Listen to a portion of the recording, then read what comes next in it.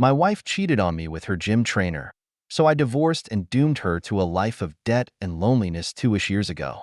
My high school sweetheart, wife of 5 years, together 15, cheated on me with her trader at the gym, a tale as old as time. I know I had no idea, so naturally, I was floored. With the help of this sub and tons of therapy, I began the long process of putting my life back together without her and moving on. Thank God, no kids were involved. I'm in a serious relationship now, and things are going great.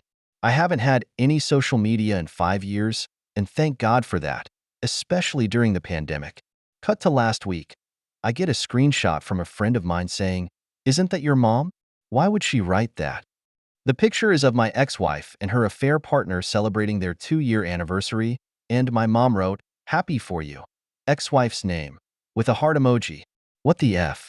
So, I thought about it for a bit, called my mom, and her explanation was that she wrote that so she could forgive her and move on in her heart.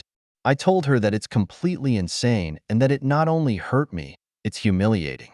My question is that even remotely acceptable? I feel completely betrayed. Edit. Thank you for the replies. I appreciate every one of you. Small update. My dad called, and he's pissed at her also.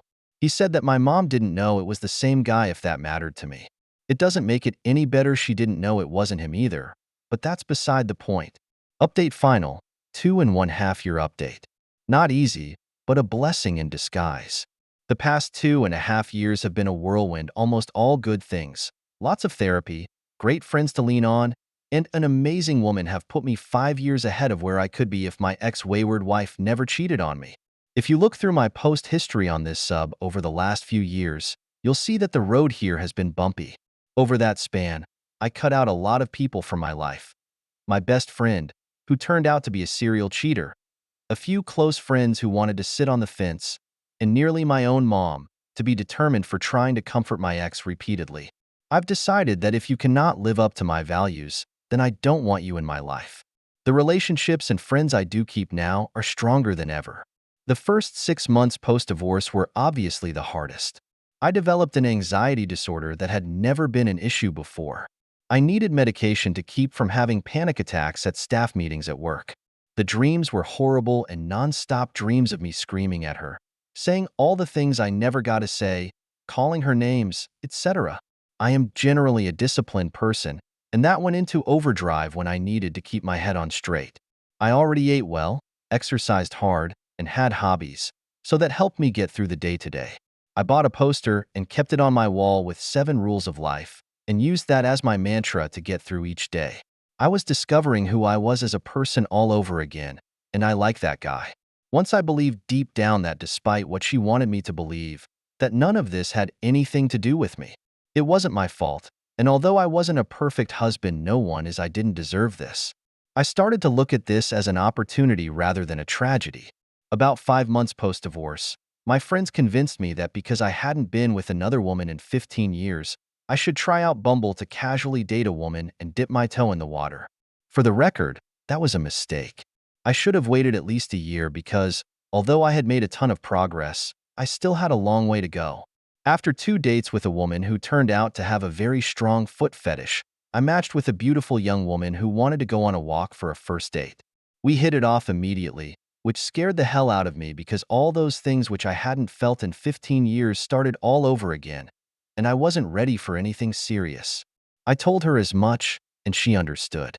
Plus, I was planning on moving back to my hometown across the country in a few months because I had just finished grad school and needed a new job. Long story short, we got married last month. We bought a house together. I got the job I went back to school for. Life is great. I got off the anxiety meds over a year ago. They also caused ED, which sucked. None of this would have been possible if my ex-wayward wife never cheated on me. She had a boat anchor 6 figures of college debt that would have excluded us from buying a house. She still pops up in my head from time to time when Google Photos decides I need to remember a day from 5 years ago or something. I've turned it off. It doesn't stop. I don't get angry anymore about it. I pity her. I pity the old guy affair partner who I think she's still with because I heard she went back to school to take on more debt. I wasn't unhappy in my old life. Everything was going well, but my new life is still immensely better in every way. It took a lot of hard work to get where I am today, but it was worth it. Don't stop believing in yourself. You have value, even if your wayward forgot that a long time ago. If you can get through this, you can get through anything and emerge a better person for it. Lastly, thank you to all of you. Without this community, I never would have gotten my head on straight. You all rock. All right, second story. I just had an epiphany about my wife. Still processing. I've been married to my wife for over 30 years, and we have 2 grown children, including a daughter who has a boy toddler. My daughter was 5 months pregnant with a second boy when a serious complication occurred with him. They had done a risky procedure to save him, and she was going to the doctor for an ultrasound to see how he fared from the treatment. At the same time, my wife and I were scheduled to go with a group of friends on holiday to the islands, so we were in line to go through airport security when my daughter called, crying to me that the baby died. I told my daughter to hold on, and that I'd be right over. My wife was the trip organizer and felt she needed to go, but she tried to convince me to go on the trip anyway, saying that there's nothing we can do now anyway. I shook my head and left the line and went to my daughter and her husband's house. I knew my daughter would need my emotional support, but also my logistical support. I could take care of my grandson so her husband could stay at the hospital with her. After I got there, they said my daughter would be coming back home since they need to wait 2 days before being able to kick off the birth, if you will. I bought tons of groceries, made dinner, and watched over my grandson. My wife then calls and says she can still get me a ticket to come the following Monday. It was Friday. She doesn't ask how our daughter is or what the situation is. Of course, I tell her I can't, and her reaction was a flippant, "That's up to you then," response, as though I was NOC coming for a trivial reason. I was pissed off but didn't say anything. I spent the next 2 days with them, and then she had to go back to the hospital. We're there now as I write this. The baby finally came out, and they held him one last time. They are devastated. I am devastated, and my wife is sending us pictures of beach sunsets on WhatsApp. My epiphany is that she is a fair-weather wife and mother, which is worse. I thought back to the time almost 20 years ago when she demanded my dying father leave the house where he was staying with us because she didn't want to deal with it anymore. I still beat myself up to this day that I didn't push back on that. Then, when he died, she also went on a scheduled vacation to visit her brother with the kids. I buried him by myself. As I sit here and take inventory of our marriage, I can't think of a single thing she ever did for me, unless there was something in it for her. Never a selfless act towards me that I can remember, and I've made countless ones to her, as I imagine many married couples do for each other. I'm very angry right now, and I'm afraid I'm going to do something, but what I want to do is to tell her to back off once and for all, and that I don't want to see her or hear from her again ever. Update. I didn't expect this message to get so many responses.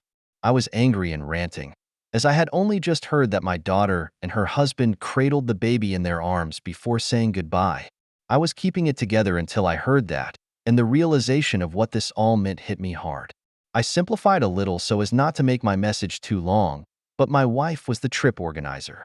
She does this every year, and both friends and clients of her business come on a group trip.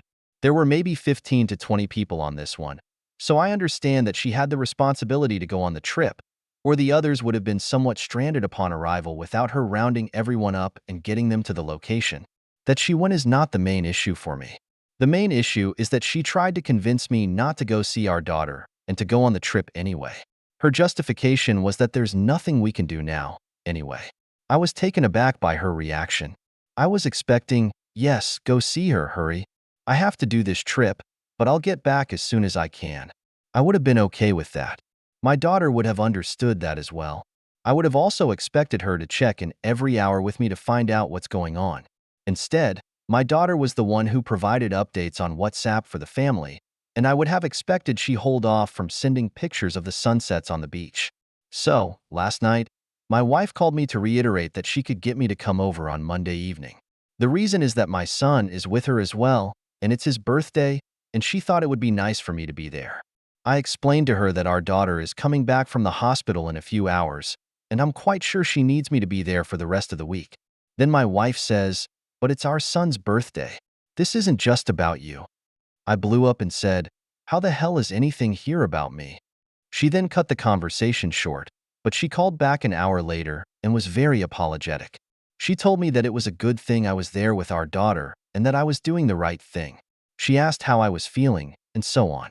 My guess is something may have clicked inside her to realize what the situation really is. Another thing.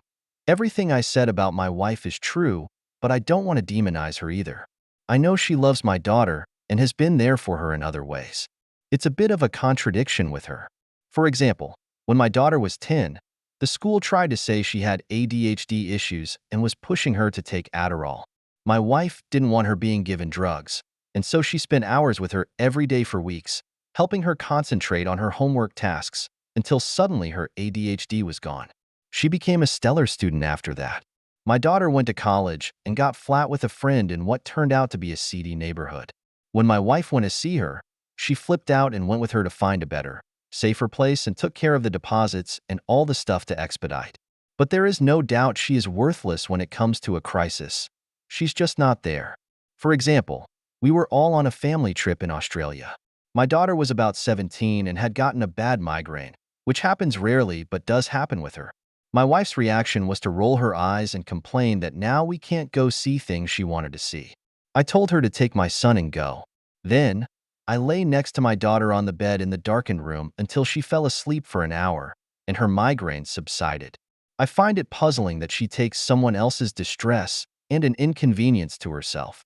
After sleeping on it, I'm not enraged as I was, but I don't see how I can continue being with my wife. I'm going to leave for a week or two on my own soon, and I'll take that time to reflect on what to do. By the way, thank you all for your comments. All of you. Many of your responses provided me with insights I hadn't considered. The big one being that my daughter already knew what I just realized yesterday, only that she hasn't held it against her.